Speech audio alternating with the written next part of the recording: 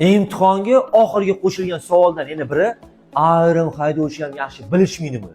Ko'ramiz, qisqaroq tushuntirishga harakat qilaman. Sariq avtomobil qaysi rasmda? Qizil avtomobilga yo'l berish kerak. Asosiy yo'l bo'ldi. Mana bu qani belgi, bu chapga urayotgan ekan, bu yo'l berar ekan deb olmaydi darrov. Qaranglar, asosiy yo'l tagida 7-13 belgisini qo'yib qo'ygan. Mana asosiy yo'l. Mana asosiy yo'l. Qanot tomon ikkita ko'rsatib qo'ygan asosiy yo'lni. Bo'ldi. Ikkita asosiy yo'ldan transport chiqyaptimi? Yo'llari kesishyaptimi? O'ng qo'l qoida ishlaydi. Sariqni o'ng tomonni qizilmi? Qizil birinchi o'tadi. Xolis to'g'riga, xolis o'ngga, xolis chap ketsin, birinchi o'tadi o'ng tomon deb bor. Ikkita bir xil belgi bo'lgani uchun. Bu yerda belgi ko'rsatmaganlar mana yetar bizga. Keyingisi yo'l belgiga belgi turibdi. Hop, qanot tomon qani ekan? Mana asosiy yo'l, mana asosiy. Mana sxemadan ko'ryapman. Bo'ldi, yetadi.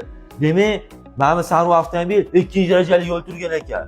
Qizil mashina asosiy yo'lda bo'lgancha birinchi, bu nechinchi o'tar ekan? Ikkinchi. Ikkala holatda ham sariq mashina yo'l beryapti, lekin masala boshqacha ishlayapti. Belgini ikki xil bo'lgani uchun. Tushundinglarmi? Like bosib qo'yinglar.